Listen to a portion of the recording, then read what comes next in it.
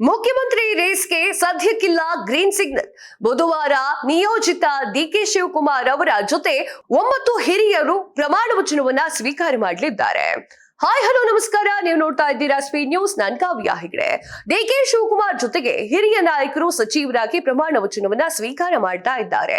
ತೀವ್ರ ಪೈಪೋಟಿ ಇರೋದ್ರಿಂದ ಡಿಸಿಎಂ ಹುದ್ದೆ ಸೃಷ್ಟಿಯನ್ನ ಸದ್ಯಕ್ಕೆ ಮುಂದೂಡುವಂತೆ ಹೈಕಮಾಂಡ್ ತೀರ್ಮಾನವನ್ನ ಕೈಗೊಂಡಿದೆ. ಲೋಕಭವನದ ಗಾಜಿನ ಮನೆಯಲ್ಲಿ ರಾಜ್ಯದ ನೂತನ ಮುಖ್ಯಮಂತ್ರಿಯಾಗಿ ಡಿಕೆ ಶಿವಕುಮಾರ್ ಅವರು ಜೂನ್ ಅಂದ್ರೆ 3ನೇ ತಾರೀಕು ಪ್ರಮಾಣ ವಚನವನ್ನ ಸ್ವೀಕಾರ ಮಾಡ್ತಾ ಇದ್ದಾರೆ. ಇದೇ ಸಂದರ್ಭದಲ್ಲಿ 9 ಮಂದಿ ಹಿರಿಯರು ಸಂಪುಟ ದರ್ಜೆ ಸಚಿವರಾಗಿ ಪ್ರಮಾಣ ವಚನವನ್ನ ಸ್ವೀಕಾರ ಮಾಡುವಂತಹ ಸಾಧ್ಯತೆ ಇದೆ.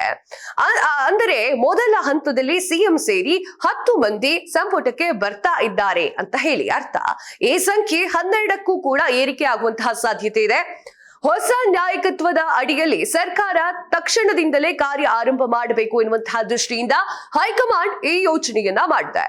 ಈಗಾಗಲೇ ಸಿದ್ದರಾಮಯ್ಯ ಸಂಪುಟದಲ್ಲಿ ಮೊದಲ ಸಾಲಿನಲ್ಲಿದ್ದಂತಹ ಬಹುತೇಕ ಹಿರಿಯರು ಮತ್ತು ಸಮುದಾಯವಾರು ಪ್ರಾತಿನಿಧ್ಯದ ಅಡಿಯಲ್ಲಿ ಮುಂಬರುವಂತಹ ಮೊದಲ ಹಂತದಲ್ಲಿಯೇ ಮುಖ್ಯಮಂತ್ರಿಗಳಾಗಿದ್ದಾರೆ. 2023ರಲ್ಲಿ ಸಿದ್ದರಾಮಯ್ಯ ಮತ್ತು ಡಿಕೆ ಶಿವಕುಮಾರ್ ಜೊತೆಗೆ ಇತರ 8 ಶಾಸಕರು ಪ್ರಮಾಣ ವಚನವನ್ನ ತೆಗೆದುಕೊಂಡಿದ್ರು. ಇದೇ ಮಾದರಿಯಲ್ಲಿ ಈ ಬಾರಿಯೂ ಕೂಡ ನೂತನ ಸಿಎಂ ಜೊತೆಗೆ ಹಲವರಷ್ಟೇ ಸಂಪುಟಕ್ಕೆ ಸೇರಲಿದ್ದಾರೆ. ಈ ಸಂದರ್ಭದಲ್ಲಿ ಕಾಂಗ್ರೆಸ್ನ ಸಾಮಾಜಿಕ ಸಮೀಕರಣ ಅನ್ವಯ ಜಾತಿ ಪ್ರಾತಿನಿಧ್ಯಕ್ಕೆ ಒತ್ತು ನೀಡಲಾಗಿದೆ. ಮುಂದಿನ ಹಂತದಲ್ಲಿ ಸಂಪುಟ ವಿಸ್ತರಿಸುವಾಗ ದೇಶವಾರು, ಪ್ರದೇಶವಾರು ಮತ್ತು ಇತರ ಮಾನದಂಡ ಭರ್ತಿ ಮಾಡ್ತಾರೆ ಅಂತ ಹೇಳಿ ತಿಳಿದು ಬಂದಿದೆ. ಈ ಬಾರಿ ಡಿಕೆ ಶಿವಕುಮಾರ್ ಜೊತೆಗೆ ಡಾಕ್ಟರ್ ಜಿ ಪರಮೇಶ್ವರ್ ಅವರು, KJ George, MB Patil, Priyank Kharge, Ramaling Reddy, Zameer Ahmed Khan ಮತ್ತಿತರರು ಸಂಪುಟ ಸೇರುವಂತಹ ಮಾತುಗಳಿದೆ. ಹಿಂದುಳಿದಂತಹ ವರ್ಗದ ಕೋಟದಡಿಯಲ್ಲಿ ಸಿದ್ದರಾಮಯ್ಯ ಅವರ ಪುತ್ರ ಆಗಿರುವಂತಹ ಡಾಕ್ಟರ್ ಯತೀಂದ್ರ ಅವರು ಕೂಡ ಇದೇ ಸಂದರ್ಭದಲ್ಲಿ ಸಂಪುಟಕ್ಕೆ ಸೇರ್ಪಡೆಯಾಗುವುದು ಬಹುತೇಕ ಖಚಿತವಾಗ್ತಾ ಇದೆ. ಸಿದ್ದರಾಮಯ್ಯ ಮತ್ತು ಡಿಕೆ ಶಿವಕುಮಾರ್ ಅವರು ಡೆಲ್ಲಿಗೆ ಹೋಗ್ತಾ ಇದ್ದಾರೆ. ಸಂಪುಟ ರಚನೆಗೆ ಸಂಬಂಧಪಟ್ಟಂತೆ ಚರ್ಚಿಸಲಿಕ್ಕೆ ಸಿದ್ದರಾಮಯ್ಯ ಮತ್ತು ಡಿಕೆ ಶಿವಕುಮಾರ್ ಅವರು ಸೋಮವಾರ ದಿಲ್ಲಿಗೆ ಹೋಗ್ತಾ ಇದ್ದಾರೆ. ಇಬ್ಬರು ದಿಲ್ಲಿಗೆ ತೆರಳ್ತಾ ಇರುವುದನ್ನ ಖಚಿತಪಡಿಸುವಂತಹ ಡಿಕೆ ಶಿವಕುಮಾರ್ ಅವರು ಯಾರೆಲ್ಲ ಸಚಿವರಾಗ್ತಾರೆ ಅನ್ನೋದನ್ನ ಹೈಕಮಾಂಡ್ ತೀರ್ಮಾನ ಮಾಡುತ್ತದೆ ಎಂದಿದ್ದಾರೆ. ಯಾರಿಗೂ ಬೇಡವಂತೆ ಶಾಸಕನ ಸಭೆ ಸಾರಥ್ಯ. ಯುಟಿ ಖಾದರ್ ಸಂಪುಟ ಸೇರ್ಪಡೆ ಸಾಧ್ಯತೆ ಕಾರಣ ವಿಧಾನಸಭಾಧ್ಯಕ್ಷರ ಸ್ಥಾನಕ್ಕೆ ಹೊಸಬರ ಶೋಧ ಆರಂಭವಾಗಿದೆ. ಆದರೆ ಯಾರೊಬ್ಬರೂ ಕೂಡ ಒಪ್ಕೊಳ್ಳಿಕ್ಕೆ ಸಿದ್ಧವಿಲ್ಲ.